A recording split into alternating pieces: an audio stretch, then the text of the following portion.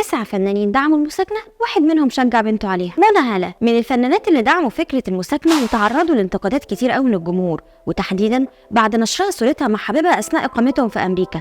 ولما ناس استغربت من جرأتها في اعترافها بالعيشة من غير جواز، ردت وقالت: إيه تعريف العلاقة الشرعية في المجتمع؟ مش هو الإشهار والإعلان؟ خلاص أنا مشهرة ومعلنة. ومنى ما سكتتش هنا وقالت: اللي ليه عندي حاجة يجي يحاسبني، أنا ما بعملش حاجة اتكسف منها.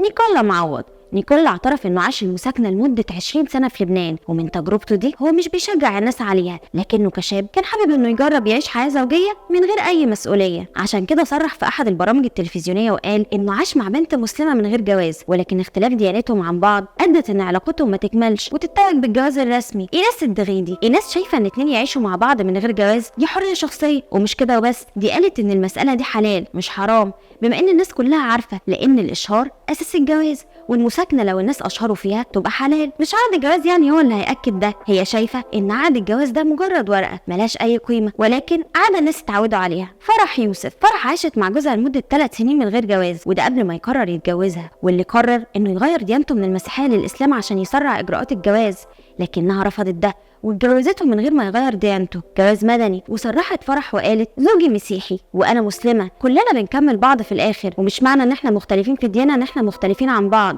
لان مش من العدل انه يغير ديانته عشان يتجوزني. جهاد سعد اتكلم الفنان السوري جهاد سعد عن تجربته في المساكنه من غير جواز في احد البرامج التلفزيونيه، وقال انه عاش المساكنه لمده 12 سنه وما عندوش مانع لو بنته قررت تجرب المساكنه قبل جوازها. وعن وقت تجربته للمساكنة قال إن المساكنة دي كانت بعد طلاقه، وكانت من شخصية معروفة جدا.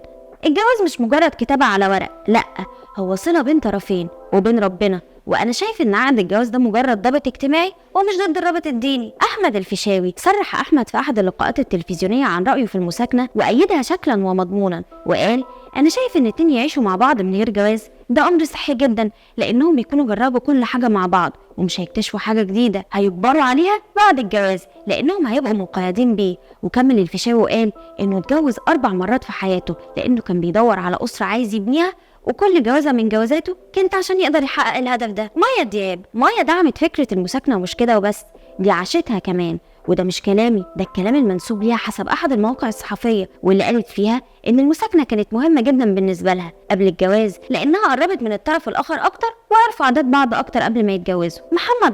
محمد دعم فكره المساكنه وكمان بكل ثقه، وده اللي دفع الجمهور انه ينتقد ويقول ان الحريات المطلقه هي اللي خلتنا نسمع الكلام ده. محمد اتكلم عن المساكنه في احد البرامج التلفزيونيه وقال: انا دلوقتي بحب انسان لا يدخل المجتمع والقوانين بينا اللي بيزود نسب الطلاق، ان الناس بتروح تتجوز عمياني، احنا المفروض نتجوز بعد ما نتاكد اننا ممكن نعيش مع بعض، لان الجواز مسؤوليه كبيره جدا ومش اي حد قادر انه يتحملها. بسنت النبراوي ايدت دعمها للمساكنه حتى لو احنا مجتمع شرقي ومحافظ، في حالة لو الدين ما كانش محرمها، لانها شايفة ان الدين الاول قبل اي حاجة واهم من كل حاجة. واتكلمت عن المساكنة وقالت: لو انتوا قعدتوا حتى سنة مع بعض قبل الجواز، ما يمكن بعد الجواز يتغير عليه ويبقى شخص ثاني ما تعرفوهوش. وبعد ما اتكلمنا عن اشهر الفنانين اللي دعموا المساكنة، يا ترى مين اكتر واحد استعجبتوا من رأيه؟ كنت معاكم انا اروى سامح من فانز كلاب، ما تنسوش تعملوا لايك وشير وسبسكرايب وتكتبوا لي رأيكم في التعليقات.